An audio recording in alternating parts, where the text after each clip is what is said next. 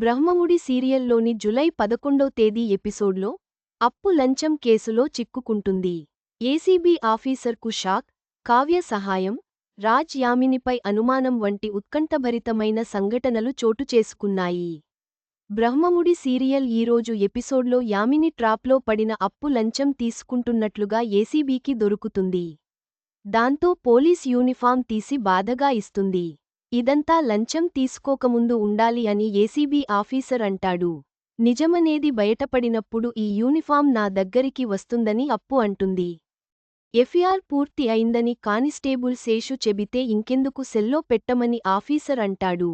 దాంతో కానిస్టేబుల్ ఇబ్బందిపడతాడు. దాంతో అప్పునే సెల్లోకి వెళ్తుంది. ఇంతలో కావ్య వచ్చి బెయిల్ తీసుకొచ్చినట్లు చెబుతుంది. లాయర్ బెయిల్ ఇస్తాడు. దాంతో షాక్ అయిన ఆఫీసర్ బెయిల్ ఎలా వచ్చింది? ఇలాంటి కేసులో రాదుగా అని అంటాడు. సమాజంలో మంచి పేరు ఉండి, గతంలో నేర చరిత్ర లేకుంటే బెయిల్ వస్తుందని లాయర్ అంటాడు. అంత గొప్ప బ్యాక్గ్రౌండ్ ఉందా అని ఏసీబీ ఆఫీసర్ అంటే నా చెల్లెలు దుగ్గిరాల ఇంటి కోడలు అని కావ్య చెబుతుంది. దాంతో మరింత షాక్ అయిన ఏసీపీ ఆఫీసర్ అంత స్టేటస్ ఉండి చీప్గా లంచం తీసుకోవడం ఏంటి అని అంటాడు. నిజనిజాలు కోర్టులో తెలుస్తాయి. మీరు చేసిన తప్పేంటే ప్రూవ్ చేయాలిగా అని అప్పును కావ్య తీసుకెళ్తుంది. ఆవిడకు నిజంగా అంత సీన్ ఉందా అని కానిస్టేబుల్తో ఏసీపీ ఆఫీసర్ అంటాడు. మీరు పట్టుకున్నారు, చెప్పారు కాబట్టి ఎఫ్ఐఆర్ ఫైల్ చేశాం. కోట్లల్లో ఆస్తి ఉన్న అప్పు మేడం కేవలం పోలీస్ జాబ్పై ఇష్టంతో వచ్చారు.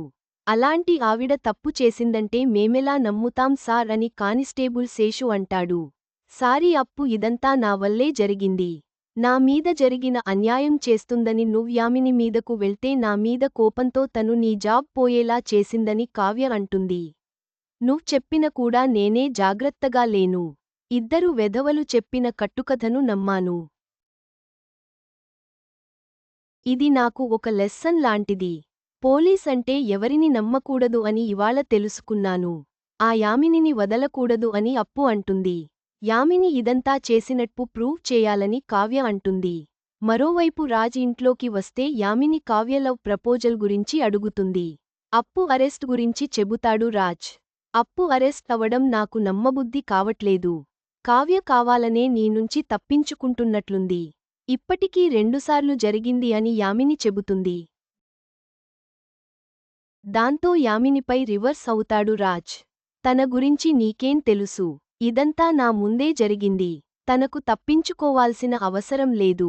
ఎదుటివాళ్ల కష్టాన్ని చూసి హేళన చేయకూడదని వార్నింగ్ ఇచ్చి వెళ్తాడు రాజ్. ఇంతలో వైదేహి వచ్చి అన్నీ తెలిసి అల్లుడిగారిని అడిగి ఎందుకు తిట్లు తింటున్నావ్ అని అంటుంది.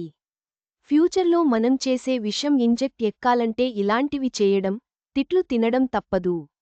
మళ్ళీ కావ్యకు ప్రపోజ్ చేస్తాడు. అవి క్యాన్సిల్ అయ్యేలా చేస్తాం. అది అర్థం కాని బావ అయోమయంలో ఉంటాడు. అప్పుడు మనం విడగొట్టడం కాదు, వాళ్లే విడిపోతారు అని యామిని అంటుంది. దాంతో తల్లి మురిసిపోతుంది. మరోవైపు అప్పు లంచం తీసుకుంటూ దొరికిపోయిందని ఇంట్లో రచ్చ చేస్తుంది రుద్రాణి. ఉద్యోగం నుంచి తీసేశారని, కోర్టు నుంచి జైలుకు వెళ్తుందని రుద్రాణి అంటుంది. దాంతో అప్పును ఇందుకే జాబ్ చేయొద్దన్నానని ధాన్యలక్ష్మి రెచ్చిపోతుంది. ఇంత ఆస్తి ఉండి చీప్గా లంచం తీసుకోవడం ఏంటని రుద్రాణి అంటుంది. ఇంతలో అప్పు, కావ్య వస్తారు. రుద్రాణి అడిగితే కావ్య వారిస్తుంది. దాంతో ధాన్యలక్ష్మి అడుగుతుంది. నా చెల్లెలు ఏ తప్పు చేయలేదు. కొంతమంది ఇరికించారు అని కావ్య అంటుంది. తప్పు చేశారా లేదా అన్నది కాదు, ఇంటి పరువు పోడానికి అవకాశం వచ్చిందిగా. ఆడపిల్ల కాబట్టి ఇరికించారు. అందుకే ఎలాంటి జాబ్లు చేయకూడదు అని ధాన్యలక్ష్మి అంటుంది. అప్పు నిర్దోషి అని ఎలా నిరూపిస్తావ్ అని రుద్రాణి అంటుంది. ఒకవేళ సాక్ష్యం దొరక్క అప్పు జైలుకు వెళ్తే దుగ్గిరాల ఇంటి పరువు పోతుంది. అప్పుడు ఏం చేస్తావని ధాన్యలక్ష్మి నిలదీస్తుంది.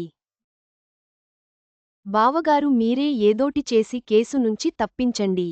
ఈ జాబ్లు వద్దని ఇంట్లో కూర్చోపెట్టండని ధాన్యలక్ష్మి అంటుంది. అందరి ముందు నా చెల్లెలు నిర్దోషి అని నిరూపిస్తాను. అలా కాకుంటే నా చెల్లెలు మీరు కోరిన కోడలిగా ఇంట్లోనే ఉంటుందని కావ్య అంటుంది. సరే, 2 రోజులే కదా ఎదురుచూస్తాను అని ధాన్యలక్ష్మి అంటుంది. అప్పును స్వప్న ఓదారుస్తుంది. తర్వాత రేవతి ఇంటికి ఇందిరాదేవి వెళ్తుంది. అంటే మనవరాలి ఇంటికి ఇందిరాదేవి వెళ్ళింది. నానమ్మ అంటూ ప్రేమగా హగ్ చేసుకుంటుంది రేవతి. అంతలోనే రాజ్, కావ్య వస్తారు. అది తెలిసి షాక్ అవుతారు రేవతి, ఇందిరాదేవి. చివరిగా అప్పుకు బెయిల్ వచ్చినా ఆమెపై ఉన్న అనుమానాలు తొలగలేదు. రాజ్ యామినిపై అనుమానం పెంచుకోవడంతో కథాంశం మరింత ఉత్కంఠభరితంగా మారింది.